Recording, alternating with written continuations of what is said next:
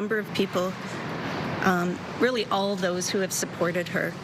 She is extremely grateful for the outpouring of support by the community. It gives her great solace to know that she is believed by so many. She has asked me to extend her heartfelt gratitude for all the support she has received from organizations and individuals who showed up for her in any way they could, either in person at the courthouse or through the many letters of support. To quote her, she said, "Your kind words mean so much to me and have helped me through this process more than you'll ever know." She also wishes to thank Crown's Megan Cunningham and Heather Donkers for their tireless efforts in this case, as well as Detective Ryan Lindsay and Inspector Catherine Dan for believing her and supporting her. Thank you as well to Lisa Hewitt, her VWAP worker, who helped get her through those 9 days of testimony. On a personal note, it has been my honor to represent and assist EM through this process. She is a remarkable person and truly a hero.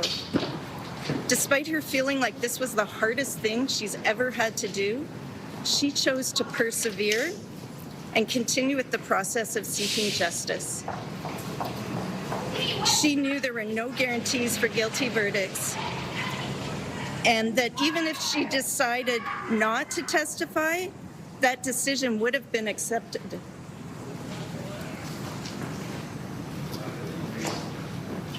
Despite her feeling like this is the hardest thing to do, she knew there was no guarantees for guilty verdicts, and she decided not to testify.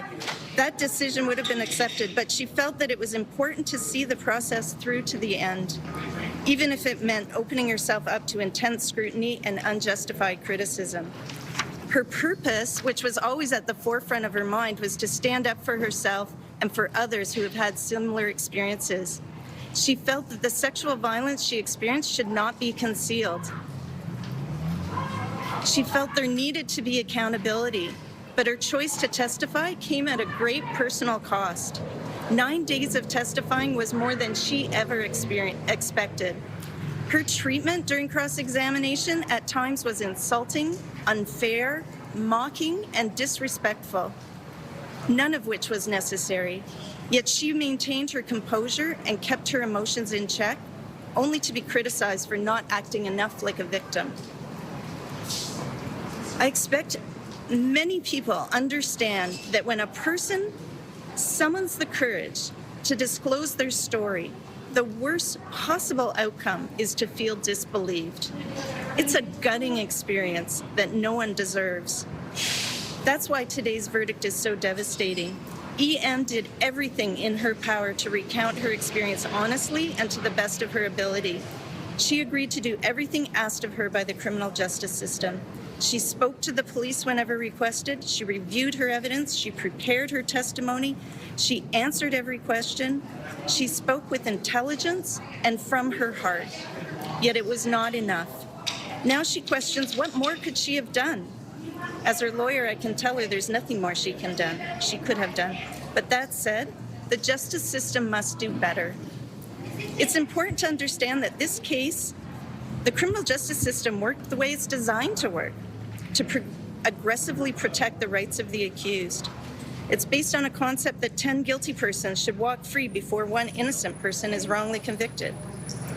So today, the accused have been declared not innocent, but simply not proven guilty beyond a reasonable doubt.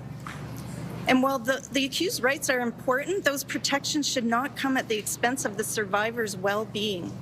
Reforms that prioritize protecting survivors from unnecessary re-traumatization and harm must become embedded in our systems. The justice system continues to fall short on identifying and eradicating myths and stereotypes. It struggles to understand complicated social interactions, such as victim responses to unpredictable, threatening situations, such as that described by EM.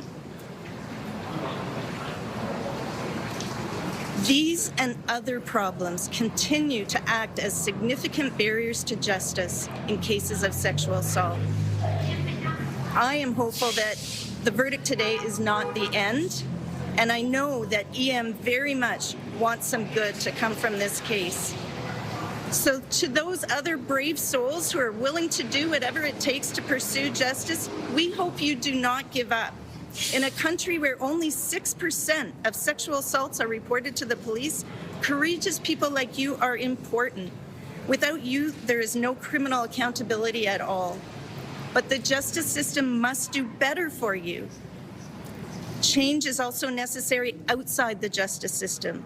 To those in institutional leadership roles, this case should be a wake-up call that more is needed from you to prevent sexual violence.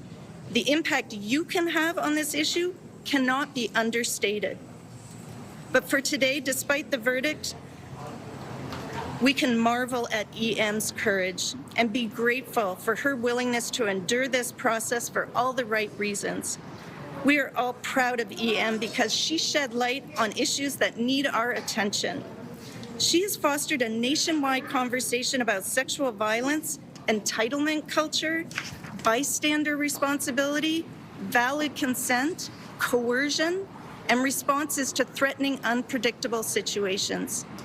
We look to this case as a turning point to do more to prevent sexual violence and to make reforms to afford survivors better treatment by the justice system. I stand with EM, and we stand resolute that together we can and must demand better. Thank you.